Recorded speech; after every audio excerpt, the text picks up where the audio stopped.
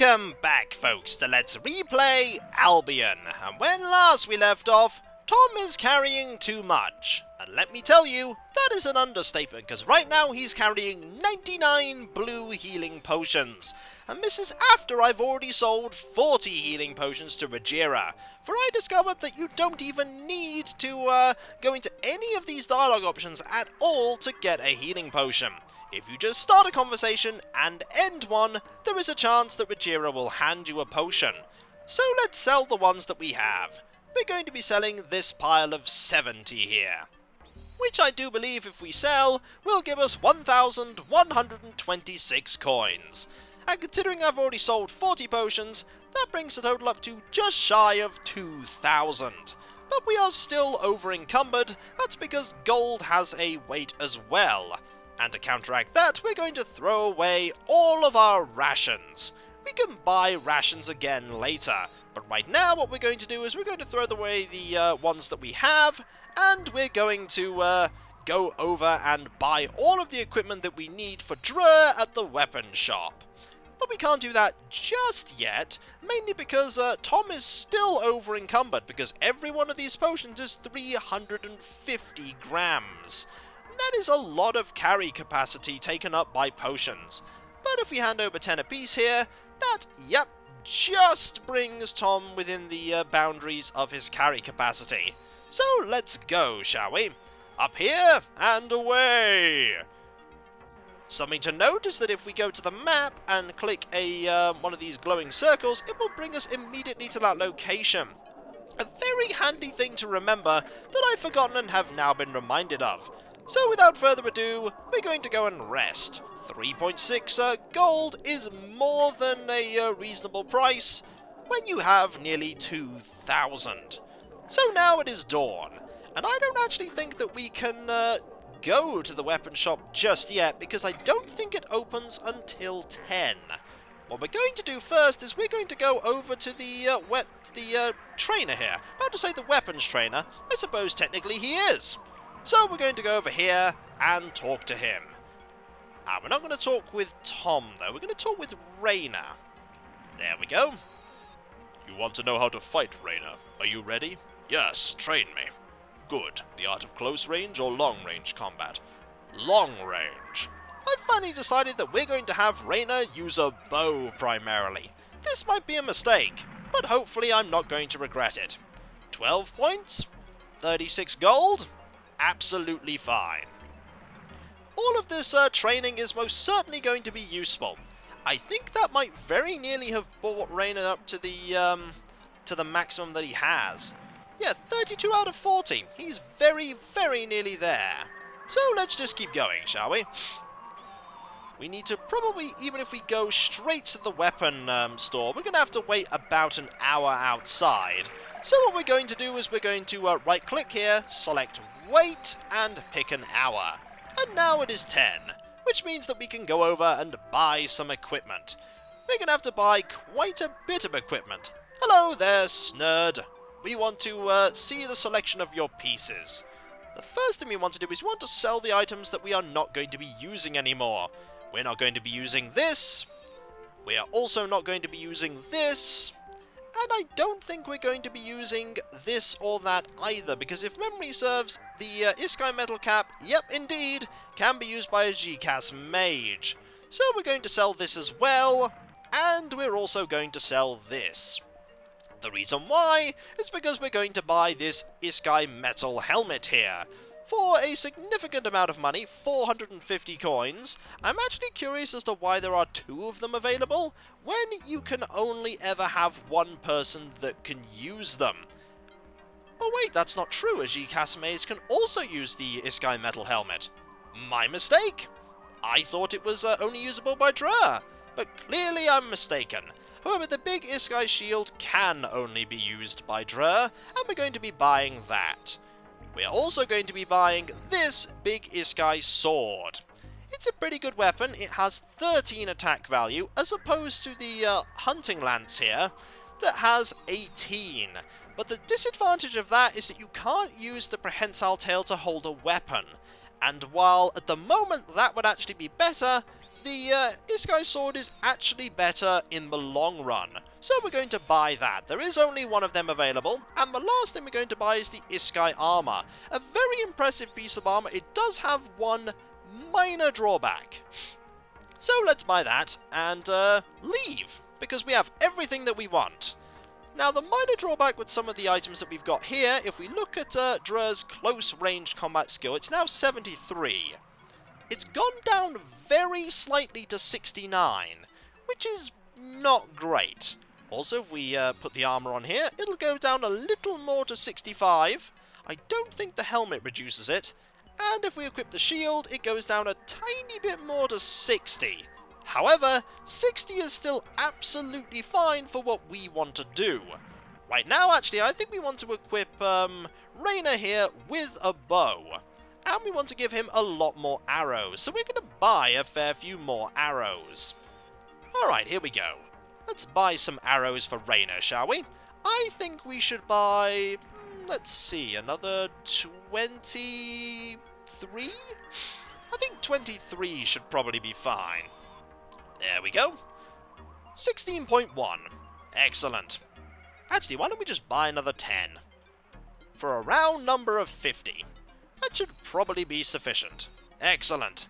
Now he most certainly has a use being in the back line of combat. So I think we're pretty much ready to go. Let's have a look here. You're ready to go, you're ready to go, and you're ready to go. Excellent. So without further ado, we are going to leave now. And I think we can go straight to the exit. Indeed we can. To the city gates, and out. Out over to the former building. For now, I think we have everything that we need to make a good effort of clearing it. Let's go. Up and away. Not around that tree that way, but this way. I think that Krondir is going to be there if we go to the... Oh no. We have forgotten something. Remember when I said I was going to go and buy some rations? I almost completely forgot about the fact that I need some rations. I don't think I need many rations. I think it's only about 20 apiece that we need. I'll see if we can buy 30 apiece, though. I certainly do not want to leave without buying rations. Let's go to the food shop here. Almost left without them. That could have been awkward. Hello, I'd like to buy some travel provisions. We could buy a lot of travel provisions, but I only want to buy about 90. Yeah, let's buy 90. It's not going to cost that much. There we go, 27 coins. Excellent. And you will notice that now we have a lot less gold, we now have a lot of carry capacity. And everyone is quite comfortably within their carry capacity limits. Although I have to say we're a little close on some of them, but not close enough. So let's get out of here. Take 2 on leaving Girinar, and going to the former building. If we're lucky, we might encounter some combat on the way. And combat is always a good thing to find. Experience is always good after all. So let's go. The former building very much is the first true dungeon of the game. It's not a very long one. You won't get particularly lost. I don't think there are any floors to it, so to speak. There is only the main floor, whereas quite a few of the other dungeons have multiple floors on them, which is not great. In fact, I think after the former building, the game throws you quite literally in the deep end by having a very large dungeon in the next area. So we're going to head over here and go over to the former building. I think that Krondir is going to be back. Ooh, there we go, 2 points of damage. Yep, there's a Krondir. There always seems to be one Krondir here. Now let's show you how more effective Drur is, equipped with all that defensive equipment. The chance of Drur hitting is very slightly lower, but the chance that they're all going to hit is a lot higher because they have a lot of combat training. In fact, it's safe to say that we absolutely trounced that fight. So let's now head in. One important thing to note is that Iskai see very slightly better in the dark. So when you're in a dark situation, you always want to have an Iskai leading the party, because look at how much clearer everything is now that you've done that. So let's have a look around. This is a moderately big place, but if we're careful, we shouldn't really have a problem. The first thing we want to do is we want to head south, if memory serves. There might be some items here that we want. Let's have a look, shall we? Anything? Nope, not yet. A strange odour hangs in the air. That is the scent of predators. We should be careful. Probably, if memory serves, a Crondeer. But only one Crondeer, and we handled one Crondeer quite adequately outside. So let's see what we can do, shall we? The answer is, not a lot. We could actually have Rainer attack right now. Long-range weapon has no ammo. He won't auto-load it. So let's put that arrow in his hand and see how effective he is with it. There we go. 2 hits, and a 3rd hit. Not bad. 60 experience. Always good. Let's grab these and have a look. Anything in here? That is an odd sound that we're going to have to investigate later. What have we got in here? There are a few things. There is an Iskai metal cap, a dagger, a short sword, and 4.5 gold. We could grab all of these, I suppose. They're all things we can sell later. You're getting pretty close to your carry capacity, though, so we're going to have to put some stuff on Tom here.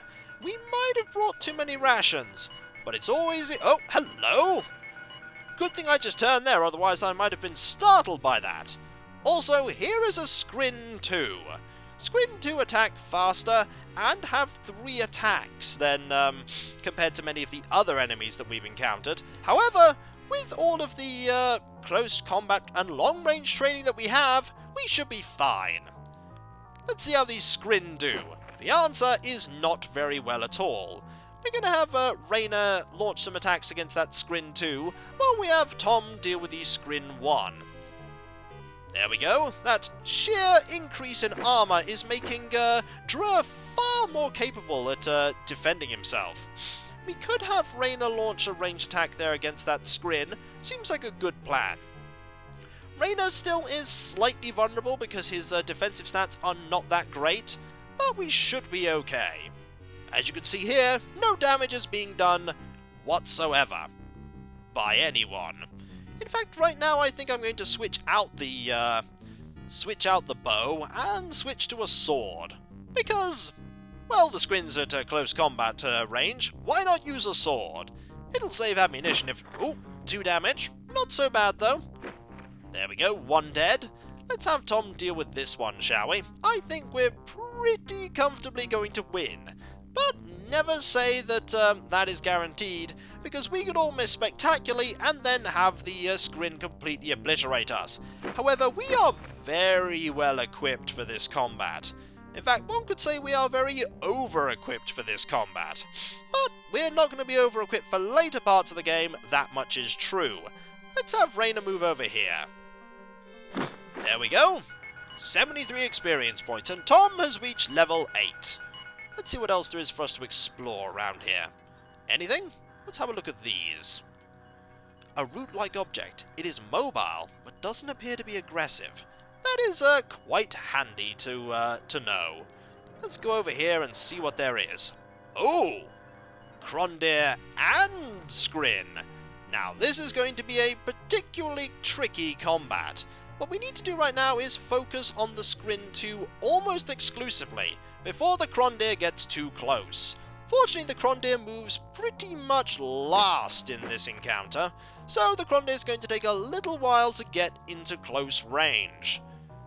We could deal with this Skrin 2 in the meantime. There we go, 1 dead Skrin 2. And now what we're going to do is have Tom and Dra deal with the Crondeer while Rainer starts taking pot shots at the Skrin. Rainer's never going to be fantastic at ranged combat, but he's most certainly better than nobody. And since we don't have any spellcasters, he's pretty much the only long-range. The Iskai metal helmet is broken.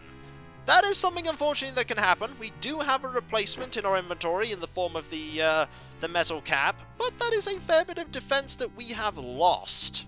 But at least we have the gold to repair it later.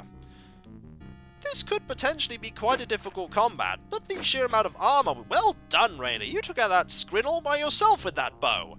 It's certainly no handgun, but it's pretty decent. Right, let's... there we go. And I think we can pretty much say that this combat is won here. You have no one in range. Indeed you don't. There we go. The Squin was heroically deciding not to flee.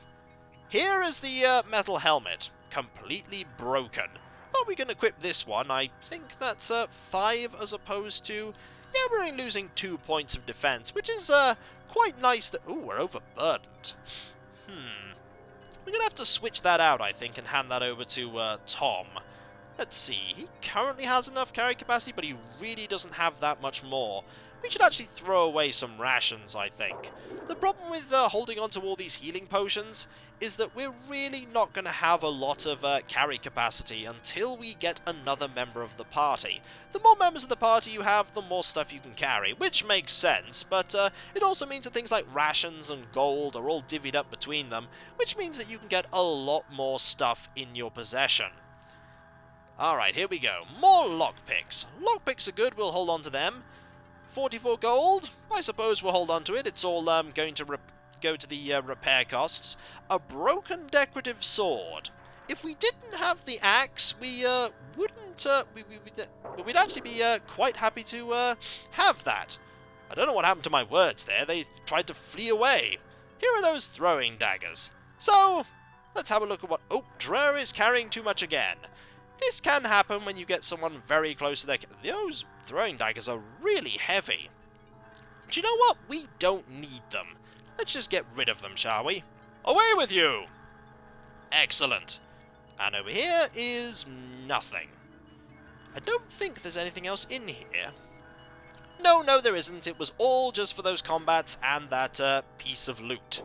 So let's go, before the former building steals more of my words.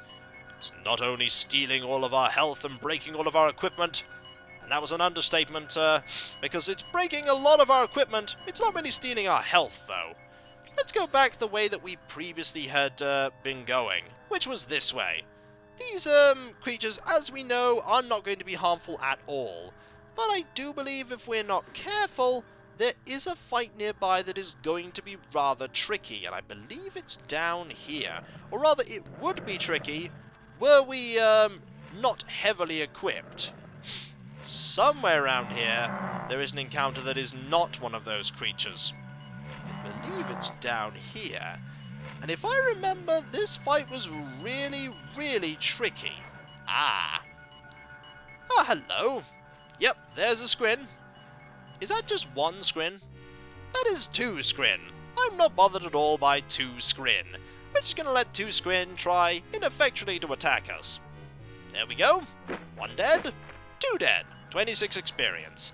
Reyna has reached level 7. Excellent. Let's have a look and see what's going on, shall we? Nothing here in particular. There is a trap there. Let's have a look and see what that trap is. Ah, examine. Glowing, moving, grasping arms project out from the floor here. It tries to catch whatever moves and put it in its mouth at the lower end. An interesting creature. Notice the strong luminosity of the grasping arms. It's hard to say whether we are looking at a specimen of this world's flora or its fauna, but this life form does seem to be carnivorous. I take it, my dear Reyna, that what you have expressed with such astounding words is that we should probably avoid those clutching arms? Insightful advice, which I will follow gladly. There are 2 ways to deal with this. The first way is to turn off your torch. The second way to deal with it is to feed it some meat. Ah, no, it's not meat, this one. I think this one is just fruit. Where's the fruit? There's 1 fruit there. How many fruit do we have? You have 2. You have 2. So if we feed a fruit here... There we go. Drer throws one of the strange fruits into the mouth. The tentacles immediately relax and the mouth disappears into the floor. Excellent. We should now be able to get past here to this treasure chest. Let's see what's in here. It's locked. That's nothing that Reyna can't handle. Excellent. We have an Iskai sword, a big Iskai shield, and 0.8 gold. Well, there was a lot of money we didn't need to spend, because here is a shield right in our possession that would have quite comfortably and capably been nice to have. But then again, we wouldn't have been able to enter this place with the shield, which would have been particularly rubbish. What we're going to do now is put Drer back in the front line, and we're going to move on. Move on over here, into the unknown. But that will come next time, folks. For when we come back, we're going to continue to explore the former building. There's a lot to see, and a lot to fight, but I'm pretty sure that we can quite capably handle it. Well, if any of our equipment doesn't break, that is. So, I'll catch you next time, folks, and I'll see you then. And our torch has just run out. Let's light another one of those, shall we? Each one of those torches is 100 grams, so that's 3 kilograms of carry capacity right there. Later.